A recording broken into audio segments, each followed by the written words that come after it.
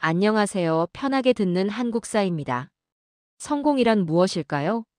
높은 자리에 오르는 것, 남들보다 더 많이 갖는 것, 권력의 중심에 서는 것. 600년 전 조선시대, 완전히 다른 답을 보여준 사람이 있습니다. 효령대군. 왕이 될 수 있었지만 그 자리를 동생에게 양보하고 정치 대신 불교를 선택하며 권력 대신 평화를 택한 왕자. 그리고 그 선택이 그를 91세까지 살게 만들었습니다. 오늘은 진짜 성공이 무엇인지를 보여준 효령대군의 놀라운 생애를 함께 나눠보겠습니다. 그는 왕이 될 수도 있었습니다. 태조 이성계의 손자이자 조선 3대 왕 태종의 둘째 아들. 왕실의 핏줄 중에서도 가장 가까운 곳에 있던 사람. 하지만 그는 그 길을 선택하지 않았습니다. 형 양녕대군은 세자 자리에서 폐위되며 비극을 맞았고 동생 충녕대군은 왕좌에 올라 세종대왕이 되었습니다. 또 다른 동생 성령대군은 권력의 소용돌이 속에서 늘 불안한 삶을 살아야 했습니다. 그런데 효령대군만은 달랐습니다. 그는 왕좌도 권력도 명예도 원하지 않았습니다. 대신 그는 절로 향했습니다. 불경을 읽고 사찰을 짓고 조용히 기도하는 삶을 택했습니다. 형제들이 칼을 들고 서로를 경계하는 동안 그는 염주를 손에 쥐고 있었습니다. 누군가는 그를 나약하다고 비웃었을지도 모릅니다. 하지만 역사는 그 선택이 얼마나 현명했는지를 증명합니다. 1486년 효령대군은 91세의 나이로 세상을 떠납니다. 조선 왕실 역사상 가장 오래 산 왕자. 권력을 포기한 대가로 그는 평화와 장수를 얻었습니다. 그의 삶은 묻습니다. 진짜 승리는 무엇인가? 왕좌에 오르는 것인가 아니면 온전한 삶을 사는 것인가? 오늘 우리는 효령대군의 91년 생애를 통해 그 답을 찾아가 보겠습니다. 권력의 소용돌이 속에서 홀로 평화를 지킨 한 왕자의 이야기. 지금부터 그 놀라운 여정을 함께 걸어가시죠. 왕자의 난과 피로 물든 왕실. 1398년 조선 건국 7년째 되던 해. 효령대군은 겨우 3살이었습니다. 그 어린 나이에 그는 이미 권력이 무엇인지, 피가 무엇인지를 목격하게 됩니다. 바로 제1차 왕자의 난이 일어났기 때문입니다. 그의 아버지 이방원은 왕위 계승 문제로 이복 형제들과 격렬하게 충돌했습니다. 궁궐 안팎은 피로 물들었고 어린 왕자들은 공포에 떨어야 했습니다. 태종실록은 이 시기를 이렇게 기록합니다. 궁중에 칼이 난무하고 형제가 서로를 해치니 백성들이 두려워하여 감히 밖을 나서지 못하였다. 이 기록이 남겨진 배경에는 조선 왕실의 뿌리 깊은 권력 다툼이 자리하고 있었습니다. 태조 이성계는 개국 공신들과의 균형을 유지하기 위해 정도전을 중용했지만 이는 왕자들 간의 갈등을 더욱 심화시켰습니다. 특히 이방원은 아버지가 자신이 아닌 이복 동생을 세자로 책봉한 데 분노했고 결국 무력으로 권력을 장악하기로 결심합니다. 이 과정에서 정도전을 비롯한 개국 공신들이 살해되었고 이복 형제들도 희생되었습니다. 어린 효령대군이 목격한 것은 단순한 권력 다툼이 아니라 가족이 서로를 죽이는 참혹한 현실이었습니다. 이 사건이 오늘 우리에게 주는 교훈은 분명합니다. 권력은 사람을 변하게 만들고 가장 가까운 이들조차 적으로 만들 수 있습니다. 조직 내에서도 가정에서도 사회에서도 권력과 이익을 둘러싼 갈등은 늘 존재합니다. 효령대군이 어린 시절 목격한 이 비극은 그의 인생 전체에 영향을 미쳤고 그가 왜 권력을 멀리했는지를 이해하는 열쇠가 됩니다. 역사 속에는 비슷한 사례들이 많습니다. 명나라 영락제주는 조카인 건문제를 몰아내고 황제가 되었습니다. 1399년 건문제가 숙부들의 권력을 제한하려 하자 영락제는 정난의 변을 일으켰습니다. 이 과정에서 수많은 신하들이 죽고 건문제는 궁궐 화재 속에서 실종되었습니다. 영락제는 권력을 얻었지만 평생 조카를 죽인 죄책감과 정통성 논란에 시달려야 했습니다. 조선보다 3년 앞서 벌어진 이 사건은 왕자의 난과 놀라울 정도로 닮아 있습니다. 권력을 향한 욕망이 가족을 파괴하고 승자조차 평화를 누리지 못하게 만든다는 점에서 말입니다. 효령대군은 이런 현실을 3살 때부터 보고 자랐습니다. 그의 눈에 비친 권력은 화려한 것이 아니라 피와 눈물로 얼룩진 무언가였을 것입니다. 이 장면이 우리에게 남긴 메시지는 이것입니다. 어린 시절 목격한 폭력과 권력 다툼은 한 사람의 인생 전체를 바꿀 수 있습니다. 효령대군이 평생 권력을 멀리한 이유는 단순한 소극적 성격 때문이 아니라 어린 시절 체험한 깊은 상처와 통찰 때문이었습니다. 권력이 가져오는 비극을 너무 일찍, 너무 가까이에서 본 사람은 다시는 그 길로 가지 않습니다. 이것이 효령대군 생애의 출발점이었습니다. 권력을 포기한 선택. 1418년 효령대군은 23살이 되었습니다. 이 해는 그의 인생에서 가장 중요한 분기점이었습니다. 아버지 태종이 왕위를 동생 충녕대군에게 물려주고 세종대왕 시대가 시작된 해였기 때문입니다. 그런데 여기서 놀라운 사실이 있습니다. 효령대군은 형 양녕대군이 폐세자된 직후 자신이 세자가 될 가능성이 있었습니다. 태종은 장남인 양녕대군의 행실을 문제 삼아 폐위를 결정했고 차남인 효령대군과 삼남인 충녕대군 중 한 명을 선택해야 했습니다. 이때 효령대군은 명확한 입장을 밝혔습니다. 세종실록 즉위년 8월 조에는 이런 기록이 남아 있습니다. 효령대군이 아뢰기를 신은 학문이 부족하고 덕이 모자라니 동생 충녕이 마땅히 세자가 되어야 합니다. 라고 하였다. 이 말 한마디가 효령대군의 전 생애를 결정지었습니다. 당시 조선 왕실의 분위기를 이해하려면 세자 책봉이 얼마나 민감한 문제였는지 알아야 합니다. 태종 자신이 왕자의 난을 통해 권력을 잡았기 때문에 왕위 계승 문제는 단순한 가족 내 문제가 아니라 생사가 걸린 정치적 사안이었습니다. 양녕대군이 폐위된 것도 단순히 행실 때문만은 아니었습니다. 태종은 장남이 왕이 되었을 때 자신의 권력 기반을 흔들 가능성을 우려했고 보다 통제 가능한 아들을 원했습니다. 이런 상황에서 효령대군이 세자 자리를 거부한 것은 엄청난 용기이자 동시에 깊은 통찰이었습니다. 그는 알고 있었습니다. 왕이 되는 순간 평화는 끝나고 평생 권력 다툼 속에서 살아야 한다는 것을. 이 선택이 오늘날 우리에게 주는 의미는 무엇일까요? 우리는 종종 더 높은 자리를 성공의 척도로 여깁니다. 승진, 명예, 권력을 추구하는 것을 당연하게 생각합니다. 하지만 효령대군은 묻습니다. 정말 그것이 행복인가? 진정한 성공은 높은 자리에 오르는 것이 아니라 자신에게 맞는 삶을 사는 것일 수 있습니다. 역사는 이런 선택을 한 또 다른 인물을 기억합니다. 중국 삼국시대 유비의 군사였던 방통은 천재적 전략가였습니다. 제갈량과 함께 봉추로 불리며 높은 평가를 받았지만 그는 자신이 전면에 나서기보다는 조언자 역할을 선택했습니다.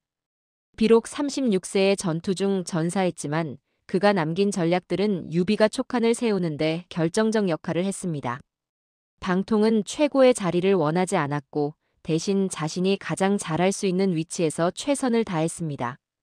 효령대군도 마찬가지였습니다. 그는 왕이 되는 대신 동생을 지지하고 불교 문화를 발전시키는 역할을 선택했습니다. 이 선택 덕분에 그는 형제들 사이에서 유일하게 평화로운 삶을 살 수 있었습니다. 여러분은 지금 어떤 자리를 향해 가고 있나요? 그 자리가 정말 여러분이 원하는 것인가요? 아니면 다른 사람들이 바라는 것인가요? 효령대군이 우리에게 남긴 교훈은 명확합니다. 진정한 지혜는 무엇을 얻느냐가 아니라 무엇을 포기하느냐에서 드러납니다.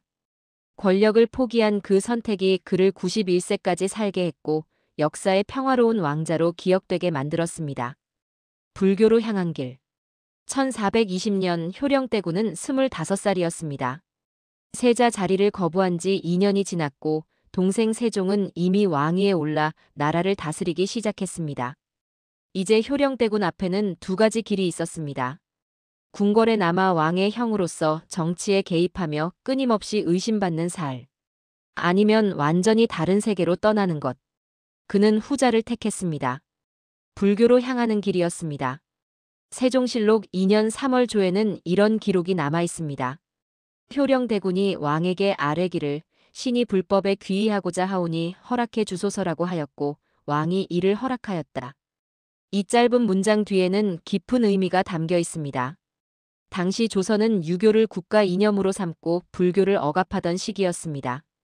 태종은 특히 불교 사찰의 토지와 노비를 몰수하며 강력한 억불 정책을 펼쳤습니다. 왕실의 왕자가 불교에 귀의한다는 것은 단순한 종교 선택이 아니라 정치적 중립을 선언하는 강력한 메시지였습니다. 효령대군은 이렇게 말하고 있었던 것입니다. 나는 권력에 관심이 없다. 나는 세속의 다툼에서 벗어나겠다. 불교로 향한 그의 선택은 단순히 종교적 신념 때문만은 아니었습니다. 그것은 생존 전략이자 동시에 진정한 자유를 향한 몸부림이었습니다. 권력의 세계에서 벗어나는 유일한 방법은 권력이 닿을 수 없는 곳으로 가는 것이었고 그 장소가 바로 절이었습니다. 이 선택이 오늘 우리에게 던지는 질문은 이것입니다. 우리는 어떤 피난처를 가지고 있나요? 경쟁과 비교, 평가와 압박으로 가득한 세상에서 진정으로 쉴 수 있는 공간이 있나요? 효령대군에게 절이 그런 곳이었다면 우리에게는 무엇이 그런 역할을 할 수 있을까요? 역사는 비슷한 선택을 한 또 다른 인물을 기억합니다. 일본 가마쿠라 막부 시대 호조 사네토키 1224에서 1276까지는 무사 가문의 유력 인물이었습니다. 그는 권력 투쟁이 극심한 시기에 살았지만 정치적 야망 대신 학문과 서적 수집을 선택했습니다. 그가 세운 가네자와 문고는 일본 최초의 공공 도서관이 되었고 그는 52세까지 평화롭게 살며 문화 발전에 기여했습니다. 정치적 중립을 지키며 자신만의 길을 간 그의 삶은 효령대군과 놀랍도록 닮아 있습니다. 효령대군은 불교로 향한 뒤 평생 여러 사찰을 후원하고 불경을 간행하는 데 힘썼습니다. 특히 그가 주도한 석가 열애 행적송은 세종시대 불교 문화의 중요한 유산으로 남았습니다. 그는 권력의 중심에서 벗어났지만 문화의 중심에는 있었습니다. 정치적 영향력은 포기했지만 정신적 영향력은 오히려 더 커졌습니다. 여러분은 어떤 영향력을 원하시나요? 사람들을 통제하는 힘인가요? 아니면 사람들에게 위안을 주는 힘인가요? 효령대군이 선택한 것은 후자였습니다. 그리고 그 선택이 그를 수백 년이 지난 지금까지 기억되게 만들었습니다. 이 장면이 우리에게 남긴 핵심 메시지는 이것입니다. 진정한 자유는 더 많은 것을 얻는 데서 오는 것이 아니라 필요 없는 것을 내려놓는 데서 옵니다. 효령대군은 왕자를 내려놓고 염주를 들었습니다. 그리고 그 선택이 그에게 91년이라는 긴 생을 선물했습니다. 이제 다음 장면에서는 그가 형제들과 어떤 관계를 유지했는지, 특히 폐쇄자된 형 양녕대군과의 관계는 어땠는지 살펴보겠습니다. 양녕대군 폐위와 형제의 아픔. 1418년 6월 조선 왕실은 큰 충격에 휩싸였습니다. 세자 양녕대군이 폐위된 것입니다. 효령대군은 23살, 그의 형은 26살이었습니다. 형제로서 함께 자라며 왕자의 난의 공포를 함께 겪었던 두 사람. 하지만 운명은 그들을 완전히 다른 길로 이끌었습니다. 태종실록 18년 6월 조는 이 사건을 상세히 기록하고 있습니다. 세자의 행실이 방탕하여 국본을 바로 세울 수 없다 하여 왕이 마침내 폐위를 결정하였다. 하지만 역사학자들은 이 기록 뒤에 더 복잡한 진실이 숨어 있다고 말합니다. 양녕대군의 방탕한 행실은 실제로는 아버지 태종의 가혹한 통제에 대한 반발이었을 가능성이 큽니다. 태종은 자신이 피로써 얻은 왕위를 잃지 않기 위해 세자를 철저히 감시하고 통제했습니다. 양녕대군은 이런 압박을 견디지 못했고 일부러 방탕한 행동을 해서 세자 자리에서 벗어나려 했다는 해석도 있습니다. 효령대군은 이 모든 과정을 지켜봐야 했습니다. 형이 무너지는 모습을, 아버지가 냉정하게 결정을 내리는 모습을, 그리고 동생이 왕위에 오르는 모습을 말입니다. 그 복잡한 감정을 상상해 보세요. 형에 대한 연민, 아버지에 대한 두려움, 동생에 대한 걱정, 그리고 자신의 미래에 대한 불안. 이런 상황에서 효령대군이 할 수 있었던 최선은 무엇이었을까요? 바로 중립을 지키는 것이었습니다. 그는 형을 비난하지도 동생을 질투하지도 않았습니다. 대신 조용히 물러나 자신의 길을 갔습니다. 이 태도가 오늘 우리에게 주는 교훈은 명확합니다. 가족 내에서 권력이나 재산을 둘러싼 갈등이 생길 때 가장 현명한 선택은 때로는 싸우지 않는 것입니다. 많은 가정이 유산 분쟁, 사업 승계, 부모 봉양 문제로 깊은 상처를 입습니다. 이때 필요한 것은 효령대군처럼 한 발 물러서서 나는 이 싸움에 참여하지 않겠다고 선언하는 용기입니다. 역사 속에는 형제 간의 권력 다툼이 비극으로 끝난 사례가 수없이 많습니다. 명나라 영락제와 건문제, 청나라 강희제 시대의 구자 탈립, 오스만 제국의 형제 살해법 등 권력을 둘러싼 형제의 다툼은 거의 항상 피로 끝났습니다. 하지만 효령대군은 달랐습니다. 그는 양녕대군이 폐위된 뒤에도 형과의 관계를 유지했습니다. 기록에 따르면 두 사람은 이후에도 종종 만나 시를 짓고 이야기를 나누었다고 합니다. 양녕대군은 광주에서 은거하며 살았고 효령대군은 불교 활동에 몰두했습니다. 서로 다른 길을 갔지만 형제의 정은 끊어지지 않았습니다. 1462년 양녕대군이 74세로 세상을 떠났을 때 효령대군은 이미 67세의 노인이었습니다. 그는 형의 죽음을 애도하며 불공을 올렸다고 전해집니다. 권력 때문에 갈라선 형제가 아니라 서로 다른 길을 존중하며 평생을 함께 산 형제. 이것이 효령대군이 우리에게 보여준 아름다운 모습입니다. 이 장면이 우리에게 남긴 메시지는 이것입니다. 가족 간의 갈등에서 가장 중요한 것은 누가 이기느냐가 아니라 관계를 지키느냐입니다. 효령대군은 왕위 계승 과정에서 아무것도 얻지 못했지만 가장 중요한 것을 지켰습니다. 형과의 우애, 동생과의 신뢰, 그리고 자신의 평화. 이것이 그가 91세까지 평온하게 살 수 있었던 비결이었습니다. 세종과의 조화로운 관계. 1420년부터 1450년까지 세종대왕 재위 32년 동안 효령대군은 무엇을 하며 살았을까요? 동생이 조선 역사상 가장 위대한 왕이 되어가는 동안 형은 그저 조용히 지켜만 봤을까요? 아닙니다. 효령대군은 세종의 가장 든든한 지원자이자 동시에 가장 안전한 형제였습니다. 세종실록 곳곳에는 효령대군에 관한 기록이 등장합니다. 효령대군이 불사를 일으키고자 청하니 왕이 이를 허락하였다. 이 간단한 문장이 담고 있는 의미는 깊습니다. 세종은 유교 정치를 강화하면서도 형인 효령대군의 불교 활동을 묵인하고 지원했습니다. 이것은 단순한 형제애를 넘어선 정치적 지혜였습니다. 당시 조선은 엄격한 억불 정책을 펼치고 있었지만 백성들 사이에서는 여전히 불교 신앙이 깊었습니다. 왕실이 노골적으로 불교를 탄압하면 민심이 흔들릴 수 있었습니다. 세종은 이 미묘한 균형을 효령대군을 통해 해결했습니다. 공식적으로는 유교 국가를 유지하면서 형을 통해 불교계와의 관계를 원만하게 유지한 것입니다. 효령대군도 이를 정확히 이해하고 있었습니다. 그는 자신의 불교 활동이 동생의 정치에 부담이 되지 않도록 조심스럽게 행동했습니다. 정치에는 개입하지 않고 오직 종교와 문화 영역에만 머물렀습니다. 이런 상호 존중과 신뢰가 두 형제를 평생 조화롭게 만들었습니다. 이 관계가 오늘 우리에게 주는 통찰은 무엇일까요? 성공한 사람 주변에는 항상 질투하는 사람들이 있습니다. 형제, 친구, 동료 중 누군가가 크게 성공하면 시샘과 경쟁심이 생기기 마련입니다. 하지만 효령대군은 달랐습니다. 그는 동생의 성공을 진심으로 축하했고 자신의 역할에 만족했습니다. 세종이 한글을 창제할 때, 지편전을 설립할 때, 과학기술을 발전시킬 때 효령대군은 묵묵히 자신의 일을 했습니다. 불경을 간행하고 사찰을 후원하고 문화사업을 지원했습니다. 역사는 이런 관계의 또 다른 사례를 기억합니다. 영국의 빅토리아 여왕과 그녀의 남편 앨버트 공. 앨버트 공은 왕이 아니었지만 빅토리아 여왕의 가장 중요한 조언자이자 지지자였습니다. 그는 자신이 전면에 나서지 않고 여왕을 뒤에서 지원하는 역할에 충실했습니다. 1861년 42세의 나이로 세상을 떠날 때까지 그는 영국의 산업혁명과 문화 발전에 크게 기여했습니다. 효령대군과 앨버트 공의 공통점은 무엇일까요? 권력의 중심에 있지 않으면서도 가장 중요한 영향력을 행사했다는 것입니다. 효령대군은 1450년 세종이 세상을 떠날 때까지 30년 넘게 동생을 지켜봤습니다.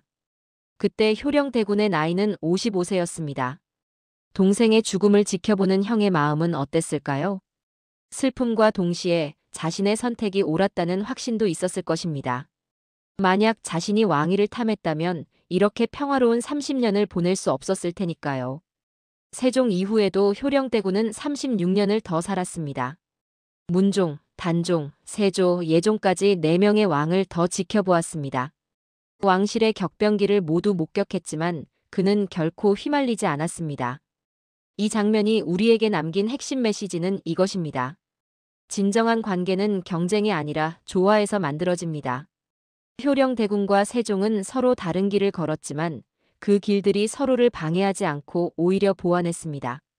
한 사람은 정치를, 한 사람은 문화를, 한 사람은 유교를, 한 사람은 불교를. 이런 조화가 세종시대를 더욱 풍성하게 만들었습니다. 여러분은 주변 사람들과 어떤 관계를 맺고 있나요?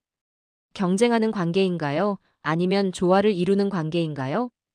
효령대군이 보여준 것처럼 때로는 한 발 물러서는 것이 더 큰 행복을 가져올 수 있습니다. 다음 장면에서는 효령대군이 구체적으로 어떤 문화적 업적을 남겼는지 살펴보겠습니다. 조용한 후원자, 불교 문화의 꽃을 피우다. 1446년 효령대군은 51세였습니다. 이 해는 조선 역사에서 특별한 해입니다. 세종대왕이 훈민정음을 반포한 해이기도 하지만 효령대군에게도 의미 있는 해였습니다. 그가 주도한 석보상절과 월인석보 간행 사업이 마무리 단계에 접어들었기 때문입니다. 석보상절은 석가모니의 생애와 가르침을 한글로 풀어 쓴 책입니다. 세종의 명으로 수양대군 훗날 세조이 편찬했지만 이 프로젝트의 정신적 후원자는 바로 효령대군이었습니다. 세종실록 28년 9월 조에는 이런 기록이 있습니다. 효령대군이 불경 간행을 위해 사제를 기부하고 필사자들을 모집하였다. 왕실의 왕자가 자신의 재산을 써서 불교 서적을 만드는 일. 이것이 얼마나 조심스러운 일이었을지 상상해보세요. 조선은 유교 국가였고 신하들 대부분은 불교를 미신으로 여겼습니다. 효령대군이 노골적으로 불교를 지원하면 비판받을 수 있었습니다.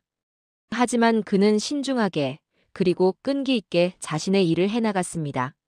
정치적 논란을 피하면서도 자신이 믿는 가치를 실현한 것입니다. 이런 태도가 오늘 우리에게 주는 교훈은 분명합니다. 자신이 옳다고 믿는 일을 할 때 반드시 큰 소리로 외칠 필요는 없습니다. 조용히, 꾸준히 자신의 방식으로 실천하는 것만으로도 큰 변화를 만들 수 있습니다.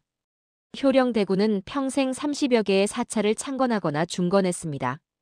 서울의 봉은사, 경기도의 봉선사, 강원도의 신흥사 등이 모두 그의 후원으로 세워지거나 복원되었습니다. 특히 봉은사는 지금도 서울 강남 한복판에서 사람들에게 위안을 주고 있습니다.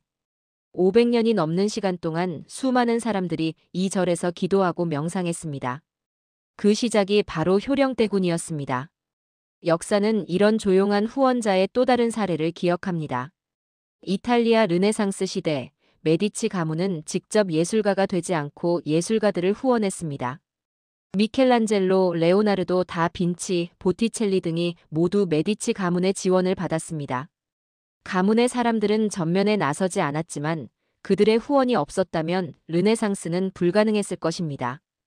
효령대군도 같은 역할을 했습니다. 그는 직접 불경을 쓰거나 설법을 하지 않았습니다. 대신 승려들을 지원하고 사찰을 지어주고 불경 간행 비용을 댔습니다. 그 결과 조선시대 불교 문화가 명맥을 유지할 수 있었습니다. 효령대군의 활동은 단순한 종교 활동이 아니었습니다. 그것은 문화 보존 사업이자 민심 안정 정책이기도 했습니다. 유교 중심의 정치 체제 속에서도 백성들의 정신적 갈증을 해소할 공간이 필요했습니다. 효령대군이 후원한 사찰들이 바로 그런 역할을 했습니다. 1470년대 효령대군은 이미 75세를 넘긴 노인이었습니다. 하지만 그는 여전히 불교 활동을 멈추지 않았습니다. 사찰을 찾아다니며 기도하고 승려들과 이야기를 나누었습니다. 그의 삶은 처음부터 끝까지 일관되었습니다. 권력이 아닌 신념을, 명예가 아닌 실천을 선택한 삶이었습니다. 이 장면이 우리에게 남긴 메시지는 이것입니다. 위대한 업적은 반드시 화려할 필요가 없습니다.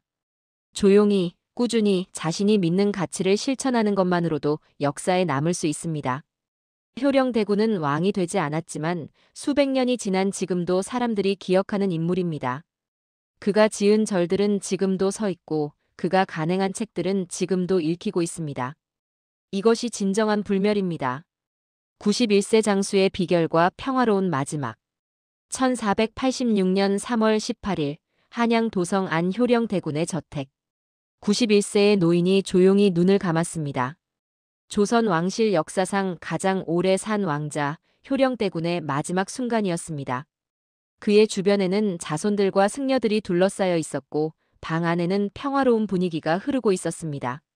성종실록 17년 3월 조는 그의 죽음을 이렇게 기록합니다. 효령대군이 조라니 나이 91세였다.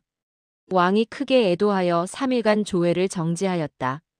이 짧은 기록 뒤에는 경이로운 삶이 숨어 있습니다. 당시 평균 수명이 40세도 되지 않았던 시대에 91세까지 산다는 것은 거의 기적이었습니다. 더구나 왕실의 왕자로서 권력 다툼의 중심에 있었던 사람이 이렇게 오래 산다는 것은 더욱 놀라운 일입니다. 그의 형제들을 한번 비교해 보겠습니다. 양녕대군은 74세, 세종대왕은 54세, 성녕대군은 57세에 세상을 떠났습니다. 효령대군만 유독 오래 살았습니다. 왜일까요? 의학적으로 보면 스트레스가 수명에 미치는 영향은 막대합니다. 권력 다툼, 정치적 압박, 끊임없는 경계와 의심. 이런 것들은 사람의 몸과 마음을 빠르게 소진시킵니다. 양녕대군은 폐쇄자의 아픔을 평생 안고 살았고 세종대왕은 과로로 건강을 해쳤습니다. 하지만 효령대군은 달랐습니다. 그는 일찍이 권력을 포기했고 평생 정치적 스트레스에서 자유로웠습니다. 절에서 명상하고 불경을 읽고 자연 속을 거닐며 평화로운 시간을 보냈습니다. 이런 생활 방식이 그를 91세까지 살게 한 것입니다. 오늘날 우리에게 이것이 주는 메시지는 명확합니다. 성공과 장수 중 무엇이 더 중요한가? 많은 사람들이 성공을 위해 건강을 희생합니다. 밤을 새워 일하고 스트레스를 견디며 관계를 희생합니다. 하지만 효령대군은 묻습니다. 그렇게 얻은 성공이 무슨 의미인가? 건강을 잃고 평화를 잃고 관계를 잃으면서까지 얻어야 할 것인가? 역사는 이런 선택의 결과를 극명하게 보여주는 또 다른 사례를 기억합니다. 중국 명나라 가정제는 60년간 재위했지만 만년에는 불로장생을 찾아 수은과 단약을 복용하다가 60세에 죽었습니다. 권력을 움켜쥐고 있었지만 평화는 없었고 오래 살려고 애썼지만 오히려 일찍 죽었습니다. 반면 효령대군은 권력을 버렸지만 91세까지 살았습니다. 누가 진정한 승자일까요? 효령대군의 장수 비결을 정리해보면 이렇습니다.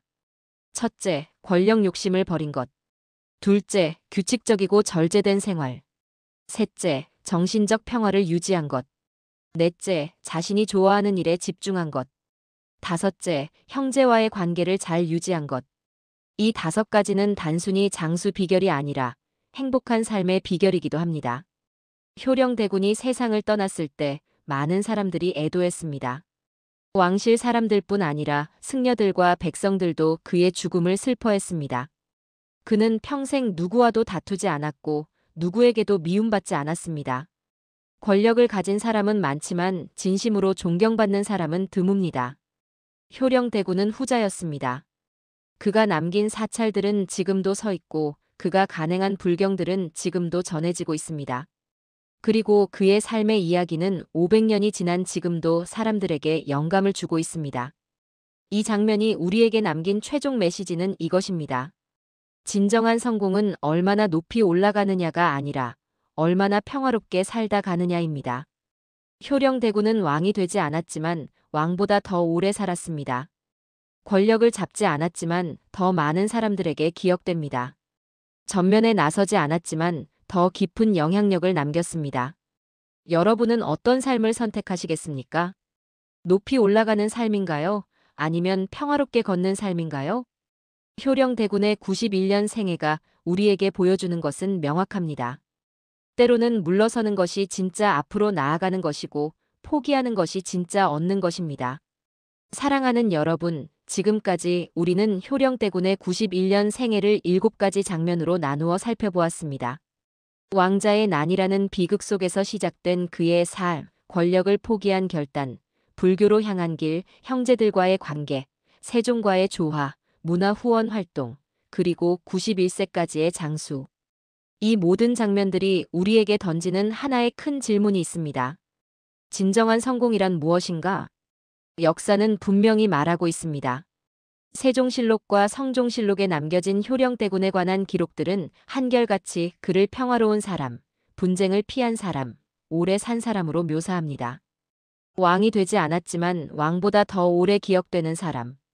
권력을 잡지 않았지만 더 깊은 영향력을 남긴 사람. 전면에 나서지 않았지만 더 많은 것을 이룬 사람. 이것이 효령대군이 우리에게 보여준 역설입니다. 오늘날 우리 사회는 끊임없이 더 높이, 더 빨리, 더 많이를 요구합니다. 경쟁에서 이기라고, 남보다 앞서가라고, 정상에 올라가라고 말합니다. 하지만 효령대군의 삶은 다른 방향을 가리킵니다. 때로는 내려놓는 것이 더 큰 힘이고 물러서는 것이 더 멀리 가는 길이며 포기하는 것이 진짜 얻는 것이라고 말합니다. 그의 선택들을 다시 한번 되새겨봅시다. 세자 자리를 거부했을 때 사람들은 그를 나약하다고 생각했을 것입니다.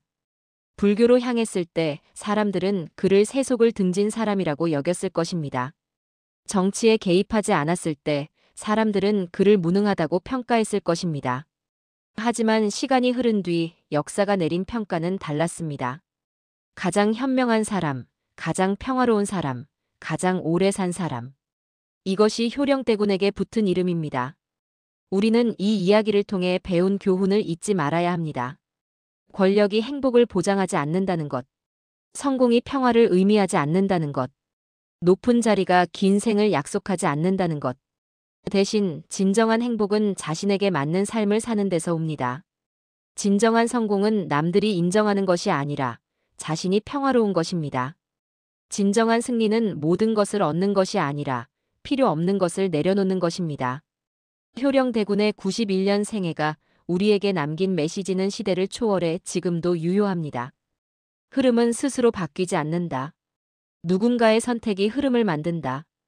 효령대군은 권력의 흐름을 거부하고 평화의 흐름을 선택했습니다. 그리고 그 선택이 그를 500년이 지난 지금까지 기억되게 만들었습니다. 여러분도 지금 어떤 흐름 속에 서 있습니까? 그 흐름이 정말 여러분이 원하는 방향인가요? 효령대군처럼 용기 있게 다른 길을 선택할 준비가 되어 있나요? 여러분, 지금까지 효령대군의 91년 생애를 함께 걸어왔습니다. 1396년 태어나 1486년 세상을 떠날 때까지 그는 조선 왕실의 가장 격동적인 시기를 모두 겪었습니다. 왕자의 난, 세자 폐위, 세종의 즉위, 문종과 단종의 비극, 세조의 즉위, 예종까지. 왕실의 모든 비극과 영광을 목격했지만 단 한 번도 그 중심에 서지 않았습니다. 그리고 그 선택이 그를 가장 오래, 가장 평화롭게 살게 만들었습니다. 7가지 장면이 우리에게 남긴 교훈을 다시 한번 정리해 봅시다. 첫째, 어린 시절의 상처는 평생을 결정할 수 있습니다. 효령대군이 목격한 왕자의 난은 그에게 권력의 본질을 가르쳐 주었습니다. 둘째, 진정한 지혜는 무엇을 얻느냐가 아니라 무엇을 포기하느냐에서 드러납니다. 세자 자리를 거부한 그의 선택이 평생의 평화를 가져다 주었습니다. 셋째, 진정한 자유는 필요 없는 것을 내려놓는 데서 옵니다. 불교로 향한 그의 길은 세속의 다툼에서 벗어나는 유일한 방법이었습니다. 넷째, 가족 간의 갈등에서 가장 중요한 것은 관계를 지키는 것입니다. 양녕대군 세종과의 관계를 끝까지 유지한 것이 그의 평화를 보장했습니다. 다섯째, 진정한 관계는 경쟁이 아니라 조화에서 만들어집니다. 세종과의 조화로운 관계가 두 사람 모두를 빛나게 만들었습니다. 여섯째, 위대한 업적은 화려할 필요가 없습니다. 조용히 문화를 후원한 그의 활동이 500년이 지나도 남아있습니다. 일곱째, 진정한 성공은 얼마나 평화롭게 살다 가느냐입니다. 91세까지 산 그의 장수는 선택의 결과였습니다. 이 모든 교훈을 하나로 묶으면 이렇게 정리할 수 있습니다. 높이 올라가는 것보다 평화롭게 걷는 것이 더 멀리 간다. 효령대군은 이것을 91년 생애로 증명했습니다. 이제 여러분에게 묻고 싶습니다. 오늘 영상에서 가장 마음에 남은 장면은 무엇이었나요? 효령대군의 어떤 선택이 여러분의 삶에 영감을 주었나요? 댓글로 여러분의 생각을 나눠주세요. 여러분의 이야기가 이 콘텐츠를 더 풍성하게 만듭니다. 그리고 만약 이 영상이 의미 있었다면 좋아요를 눌러주시고 구독 버튼도 함께 눌러주세요. 다음에는 또 어떤 잊혀진 역사 속 인물의 이야기를 함께 나눌 수 있을지 기대됩니다. 역사는 단순히 과거의 기록이 아닙니다. 그것은 지금 우리의 선택을 비춰주는 거울이자 앞으로 나아갈 방향을 알려주는 나침반입니다. 효령대군의 이야기가 여러분의 삶에도 작은 빛이 되기를 바랍니다. 자신만의 길을 걷는 용기, 필요 없는 것을 내려놓는 지혜, 평화를 선택하는 힘. 이것들이 여러분의 하루에도 함께하기를 진심으로 바랍니다. 긴 시간 함께 걸어주셔서 감사합니다. 다음 이야기에서 또 만나요. 여러분의 오늘이 누군가에게는 내일의 역사가 될 수 있다는 사실을 잊지 마세요.